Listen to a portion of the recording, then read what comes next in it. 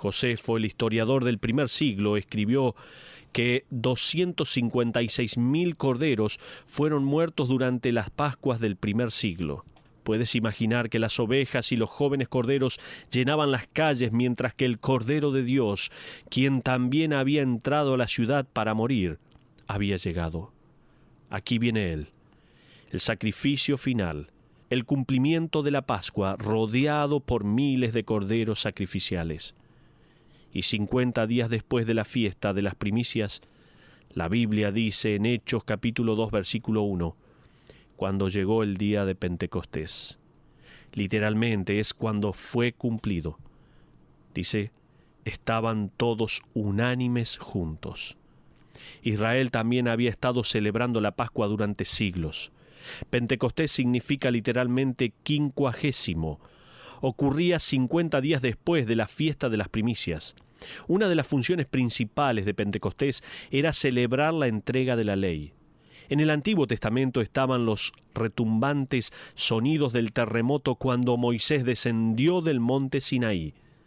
Y estaba el fuego y el humo cuando Dios se comunicó sobrenaturalmente a través de las piedras de la ley. Ahora, en el último Pentecostés, estaban los fuertes retumbes como de un poderoso viento, y está el fuego, y Dios comunica sobrenaturalmente a través de los labios de sus apóstoles el mensaje de la gracia. En el primer Pentecostés, en el monte Sinaí, Dios entregó su santa ley, y la ley produciría una conciencia nacional. En el último Pentecostés, Dios daría su Espíritu Santo, y el Espíritu produciría una iglesia internacional. Orar para que vuelva a ocurrir el Pentecostés es ignorar sencillamente el hecho de que fue un evento histórico profetizado por siglos de anterioridad con acciones irrepetibles. No podemos duplicar el Pentecostés más de lo que podemos duplicar el Belén o el Calvario. Orar para que ocurra un Pentecostés en la Iglesia sería como orar para que los Estados Unidos se independicen de Inglaterra. Ya ha sucedido. Ninguno en la actualidad ora por la revolución. Ya sucedió y hoy cada estadounidense disfruta de los beneficios de la libertad y de la independencia gracias a los efectos de ese evento histórico llamado la Revolución Americana. Mientras que los primeros estadounidenses esperaban por la independencia, nosotros nacimos independientes. De la misma manera, estos apóstoles esperaban el descenso del Espíritu Santo y que hiciera morada en ellos y que los bautizara en el cuerpo de Cristo, la Iglesia. Nosotros, tan pronto como nacemos de nuevo, somos habitados inmediatamente por el Espíritu y bautizados en el cuerpo de Cristo. Nos beneficiamos inmediatamente. Y nosotros como creyentes recibimos de una vez el Espíritu Santo, la tercera persona de la Trinidad. A fin de reingresar en este drama de este increíble día y de apreciar su significado, estamos necesitando comprender parte del entorno. Y dijimos que el último Pentecostés era el resultado de la promesa de Cristo. En segundo lugar, dijimos que el último Pentecostés fue el cumplimiento de la cronología y de las fiestas judías. Ahora, en tercer lugar, quiero mencionar que este último Pentecostés marcó la creación de la Iglesia del Nuevo Testamento. Pablo dice, vamos, despiértense. ¿No se dan cuenta que sus cuerpos son el templo del Espíritu Santo, el cual tienen a través de Dios? No pertenecen más a ustedes mismos, son el santuario de Dios. Venimos colectivamente y creamos la eclesia o la iglesia local del Nuevo Testamento, la cual es un cuerpo que se mueve, funciona y sirve. Hablaremos más acerca de esto más tarde, pero por ahora la venida del Espíritu creó un templo nuevo para el Dios Santo y una nueva organización llamada Iglesia. Muy bien, esa es mi introducción para el mensaje de este día. Ahora, continuemos y miremos el descenso del Espíritu Santo. 3 cosas ocurrieron cuando el Espíritu Santo descendió. Toma nota, por favor. Primero, algo audible ocurrió cuando descendió el Espíritu Santo. Observa en Hechos capítulo 2, versículos 1 y 2. Dice la Biblia, cuando llegó el día de Pentecostés, literalmente cuando había acabado el día de Pentecostés. Estaban todos unánimes juntos, y de repente vino del cielo un estruendo como de un viento recio que soplaba, el cual llenó toda la casa donde estaban sentados. Debes comprender que un viento no vino apresuradamente. Observa nuevamente el versículo 2. Dice, y de repente vino del cielo un estruendo como de un viento recio que soplaba. Por favor, observa que no fue un viento recio que vino y rasgó sus ropas. Fue un ruido como de un viento recio que soplaba, parecido al de un tornado o al de un huracán. Nunca he escuchado un ruido tal como el de un huracán. Era como el ruido de un jet. Debió haber habido algo temeroso en ese ruido para comenzar en ese aposento alto. Esto fue algo audible que sucedió cuando descendió el Espíritu Santo. Pero en segundo lugar, algo visible ocurrió cuando descendió el Espíritu Santo. No solo algo audible, como decíamos anteriormente, sino también algo visible. Mira en el versículo 3. Y se les aparecieron lenguas repartidas como de fuego, asentándose sobre cada uno de ellos. Observa otra vez. Esto no es fuego literal, sino que tiene la apariencia de fuego. Esa es la única manera en la que puede ser descripta. En Apocalipsis, Juan escribe, vi algo como. Él está intentando encontrar palabras en el idioma griego para explicar lo inexplicable. Este era un evento inexplicable. De repente comienza a iniciarse un ruido en la sala y luego, quizás a través de la pared o desde el techo, aparecen lenguas flameando como el fuego. Entonces se divide y va separadamente a cada persona y reposa sobre ellos. No se hace ninguna otra referencia sobre esta apariencia como de fuego. Esto fue evidentemente el bautismo del Espíritu Santo. Para los judíos, el fuego siempre ha sido un símbolo de la presencia divina. Pero en tercer lugar, algo verbal ocurrió cuando descendió el Espíritu Santo. Algo audible, algo visible y algo verbal. Mira el versículo 4 de Hechos capítulo 2. Y dicho sea de paso, a la demanda carismática y neopentecostal por una experiencia de Pentecostés, quizás pueda recordarles que esto fue más que el hecho de hablar en lenguas previamente desconocidas, también incluyó algo audible y algo visible. Tal vez podamos probar sus demandas por el Espíritu. Y mira el versículo 4. Y fueron todos llenos del Espíritu Santo y comenzaron a hablar en otras lenguas, según el Espíritu les daba que hablasen. La palabra lengua proviene de la palabra griega glosa, la cual nos da la transliteración de la palabra glosario. Más adelante, en el versículo 6, la palabra es cambiada por la palabra griega dialectos, de la cual obtenemos nuestra palabra dialecto.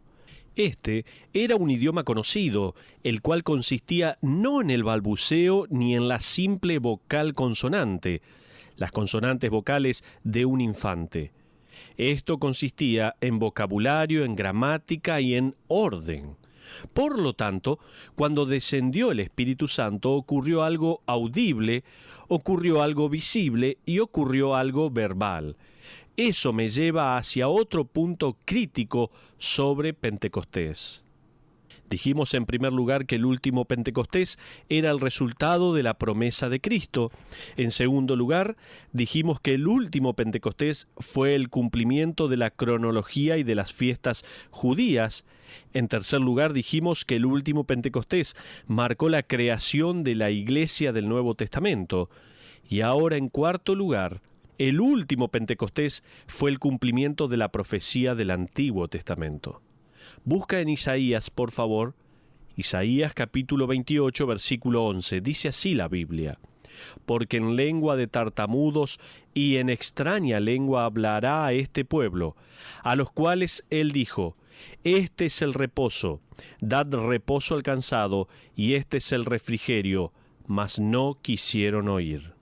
Este pasaje fue cumplido con la cautividad babilónica, aun cuando el apóstol Pablo cita este versículo en referencia al fenómeno de hablar en lenguas en 1 Corintios capítulo 14, versículo 21. Pablo les recordaba que era una señal para la nación inconversa, que ellos habían, en realidad, rechazado al verdadero Mesías.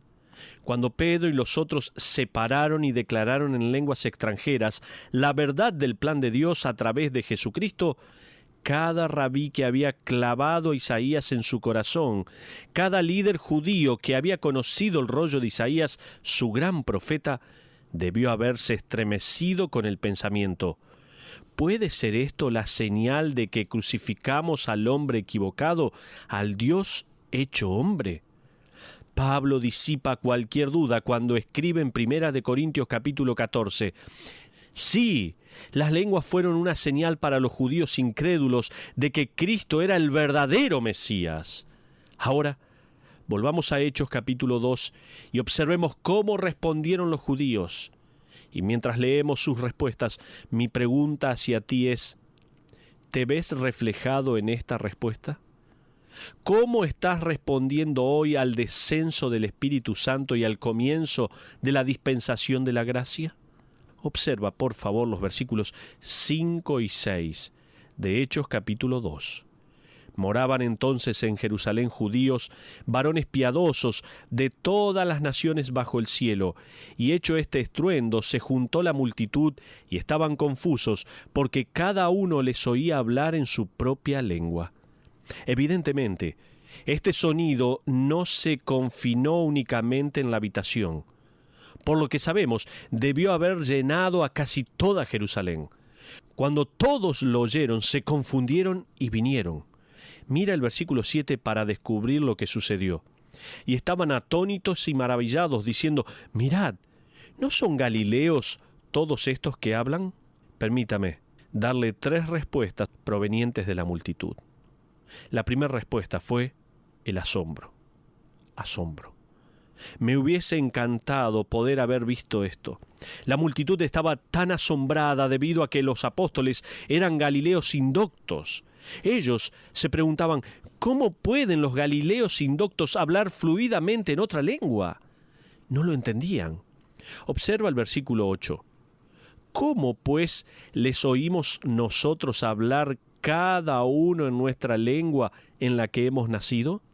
La lista de lenguas en la que estaban ahora hablando los apóstoles era increíble. Observa la lista desde el versículo 9 al versículo 11. Dice la Biblia: partos, medos, elamitas y los que habitamos en Mesopotamia, en Judea, en Capadocia, en el Ponto y en Asia, en Frigia y en Panfilia, en Egipto y en las regiones de África más allá de Cirene, y romanos aquí residentes, tanto judíos como prosélitos, cretenses y árabes, les oímos hablar en nuestras lenguas las maravillas de Dios. Imagínate eso. Sus lenguas incluían desde los dialectos africanos hasta los dialectos italianos. Esto fue lo que ocurrió: asombro, pero también confusión. También hubo una gran confusión como respuesta de parte de la multitud. Observa el versículo 12. Y estaban todos atónitos y perplejos, diciéndose unos a otros: ¿qué quiere decir esto? En otras palabras, ¿qué es lo que está sucediendo?, decían ellos. Había gran confusión. La tercera reacción de la multitud fue burla. Hubo asombro, confusión y, en tercer lugar, hubo burla o rechazo. Observa el versículo 13. Mas otros, burlándose, decían: están llenos de mosto. ¿Qué es lo que están diciendo estas personas? Están diciendo que el templo está lleno de borrachos. Sin embargo, ¿cuándo hablaron los borrachos en otras lenguas tan fluidamente, podemos pensar? Bob Ingelson solía pararse en una plataforma a finales del siglo XIX y solía sacar un cronómetro. En esa época las personas nunca decían nada en contra de Dios, al menos en público. Por lo tanto, él reunía una gran multitud mientras diría: si existiese un Dios, quiero que me mate dentro de los próximos 30 segundos. Él sostendría dramáticamente su cronómetro en el aire y contaría los segundos. La multitud se pondría ansiosa, las damas se desmayarían, la gente diría: «¡Oh, Dios lo va a matar!». Él simplemente haría la cuenta regresiva. 5, 4, 3, 2, 1. ¡Sigo vivo!, gritaría. Como pueden ver, le dije a Dios que me matara, y Él no lo hizo. Él no existe. ¿Desde cuándo se le ha obligado a Dios a que obedeciera a alguien? Hay escépticos en la actualidad. Te miran y ven lo que Dios ha hecho en tu vida. Y cuando ellos no lo pueden explicar, cuando no pueden lograr una respuesta tangible o razonable, aun cuando saben que las cosas han sido transformadas, cuando eres otra persona, ellos van a estar asombrados o confundidos, o ellos te van a ridiculizar y van a rechazar la evidencia. Pero estamos llegando a nuestra aplicación en este momento. 2 preguntas actuales de este evento pasado. Permíteme realizar 2 preguntas actuales de este evento pasado. La primera: ¿tienes la totalidad del Espíritu Santo? Dicho de otra manera, ¿has nacido de nuevo? Si lo has hecho, entonces, en el momento de tu conversión, fuiste solo por la gracia del Señor, bautizado por medio del Espíritu Santo en el cuerpo de Cristo. Recibiste la totalidad del Espíritu Santo. ¿Te has transformado en un cristiano? Esa es la gran pregunta. ¿Ya has recibido a Cristo como tu Salvador? Ahora, la segunda pregunta que quiero como aplicación hacernos en este momento. La primera dijimos si teníamos la totalidad del Espíritu Santo. Ahora la pregunta es, ¿tiene el Espíritu Santo la totalidad de tu vida? Escucha bien. ¿Tiene el Espíritu Santo la totalidad de tu vida, mi amigo? La persona del Espíritu Santo no te fue dada para que tengas alguna experiencia inusual. Él te fue dado de manera que pudieras tener a un ayudante. Y al tener al ayudante, debes obedecer el liderazgo del Dios viviente. Me gusta la graciosa historia que sucedió en un 5º grado en las clases de escuela dominical. Al comienzo de cada clase, ellos recitarían un credo. Cada niño tenía una línea del credo para memorizar y en cada clase, cada uno contribuía su propia línea hasta que el credo completo era dicho. El maestro esperaba que los estudiantes no absorbieran solo una línea, sino el credo en su totalidad. Todo funcionó bien hasta un domingo. Cerca de 4 meses de este experimento, cuando la clase entera comenzó a recitar el credo, algo pasó. La primera niña, como siempre, recitó su línea fluidamente. Creo en Dios, el Padre, creador del cielo y de la tierra. El segundo niño se puso de pie y dijo su oración. Creo en Jesucristo, su único Hijo, nuestro Señor. Luego el silencio llenó la clase. Finalmente una niña que descubrió el problema habló y dijo: «Lo siento, Señor, pero el niño que cree en el Espíritu Santo está ausente hoy». Me pregunto, ¿es ese nuestro problema en la actualidad? ¿Hemos realmente comprado la verdad de que el Espíritu Santo descendió realmente en este último Pentecostés, que el ejecutor de esa fiesta del Antiguo Testamento finalmente ha venido y que Él mora permanentemente en cada creyente? ¿Lo creemos realmente? ¿Creemos realmente esto? Si lo hacemos, entonces, la manera en que hablamos y andamos, la manera en que vestimos al templo del Espíritu, los lugares a donde lo llevamos, la actividad en la cual nos involucramos, responde realmente si creemos en Él y que Él ha venido y continúa en nosotros. Cada vez que dices, creo en el Espíritu Santo, creo que Hechos capítulo 2 realmente sucedió, estás diciendo, creo que Dios está comprometido a cambiarme, a moldearme y a fortalecerme para pararme como testigo ante el jurado de este mundo. Y en el proceso, Él es apasionado en su promesa de conformarnos a la semejanza de su único Hijo. Ojalá que Dios esté formando en cada uno de nosotros la personalidad, la semejanza del Hijo de Dios. Pero quiero recordar esta pregunta. ¿Tiene el Espíritu Santo la totalidad de tu vida? Si tú has recibido a Cristo como único y suficiente Salvador, Dios te salvó, Dios te selló con su Espíritu Santo y Dios te introdujo en el cuerpo de Cristo y tienes la totalidad del Espíritu Santo de Dios. Pero Él tiene el control de tu vida.